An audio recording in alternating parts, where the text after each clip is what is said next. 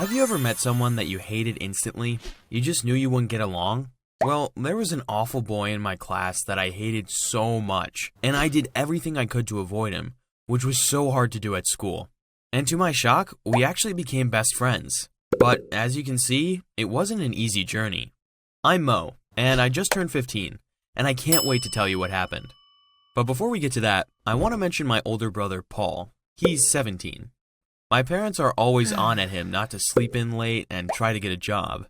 He spends a lot of time at his girlfriend's house to avoid their nagging, and to be honest, I've kind of got used to him not being around. Back to my story.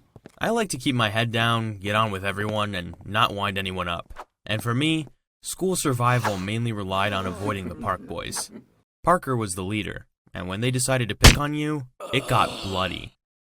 So far, I'd managed to stay out of their way with a very simple tactic. When I spotted them, I quickly went the other way. A new boy joined the class called Charlie. I could see he had a don't care attitude and hardly looked or spoke to anyone. He tutted and scoffed a lot, which really annoyed the teachers. I was glad I didn't have to sit near him in class. But then one time when I was walking home from school, Charlie overtook me. He shouted that my sneakers were fake and I was a nerd. I wanted to tell him that the sneakers were secondhand, yes, but definitely not fake, and that actually I was good at math, but that was about it. I ignored him and carried on walking. He got annoyed. Then after a while, he disappeared. I thought maybe he would leave me alone, but the next morning it was obvious he had waited for me. He heckled me all the way from the sports field to the school gates. He kept putting on a posh accent and pretending it was me, thinking my parents were rich. I wanted to shout the truth at him, but I just ignored him again. I hoped he would stop, but whenever he saw me, he always followed me and said mean things.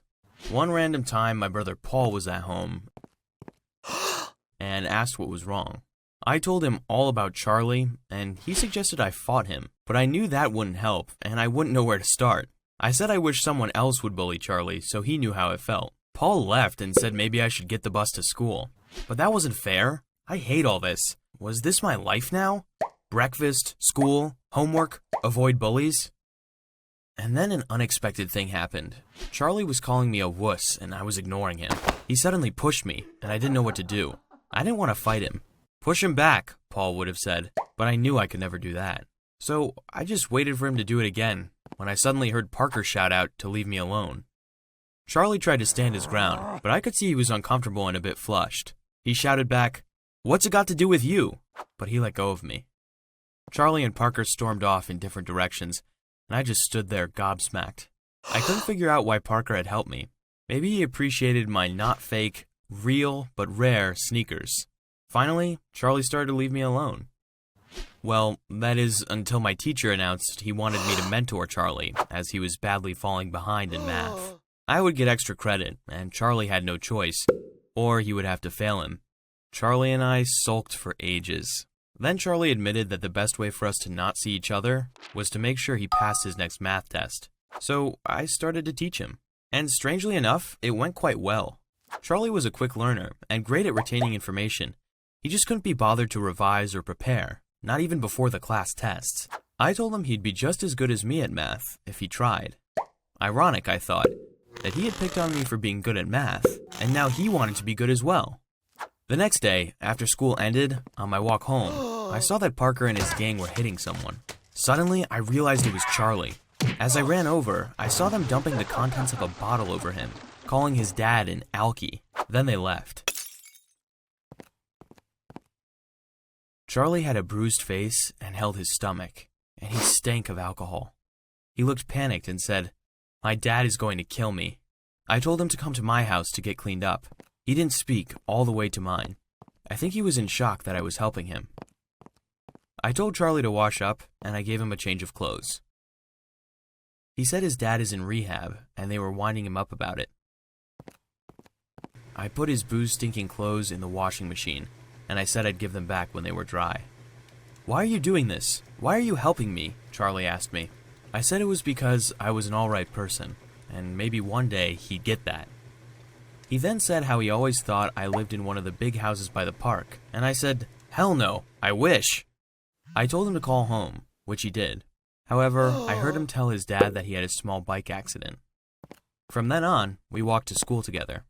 If I'm honest, I felt safer with the two of us, and I guess that Charlie probably felt the same. We started to talk a lot and began to share secrets. I told him how I hoped my math genius got me on a game show to win lots of money, so my mom didn't have to work 2 jobs. He shared how it had been tough at home when his dad was drinking, and he still feels like he can't completely trust him. I soon realized that Charlie's rough manner was just for show. We avoided Parker and his gang with my usual tactic. If we saw them from a distance, we'd go the other way. One day, Charlie and I passed the sports field on our way home when we saw Parker and his friends messing about on their bikes. This time, we were too late. One of Parker's friends started to mouth off at me. He said how at first I wanted Charlie beaten up and now I was his best mate. Parker told his friend to leave me alone, as his brother knows my brother. And my brother had told them to teach Charlie a lesson. I had no idea that our brothers knew each other, or that Paul had said any of that. Afterwards, I could tell Charlie was furious. He asked me if it was true, that I wanted him beaten up, and that our brothers knew each other. I assured him that I would never say anything like that, but he didn't believe me. He told me not to talk to him again. A few days later, I saw Paul and had a go at him about interfering. He said he didn't, and he reminded me how I'd told him that I hoped Charlie got bullied, so he knew what it was like. So he arranged it with Parker. Paul said he didn't know that we had become friends as I'd hated him so much. This was all my own stupid fault. I told Charlie how sorry I was, over and over again. I told him that when we first met, I thought he was just like Parker and said something silly to my brother that I didn't mean to actually happen. But Charlie still wouldn't talk to me. I ruined our friendship without really knowing him. This was all my own stupid fault. Then one day, unexpectedly, Charlie was waiting for me on the way to school. He admitted that he had wanted to be like Parker and his gang when he had started school, so that he would never get picked on. He tried to intimidate others so they didn't mess with him, which isn't the real him. But hanging out with me made him realize that he didn't want to be like them. He didn't want to fight and be angry at everyone all the time. Charlie said he wanted to be an alright person, like me. Charlie and I soon became good friends again, and we even got a new tactic when we saw Parker and his gang. This time, we'd continue as we were, and walk right past them. They'd leave us alone, and we'd leave them alone. Thankfully, I had support from my older brother, but if you're having problems with bullies and don't have a big brother, then make sure you tell someone you trust. If only we all stopped judging and got to know each other instead, right? We're probably all quite similar. So, have you hated someone at first that you ended up being friends with? Tell me your story in the comments. I do hope you enjoyed mine.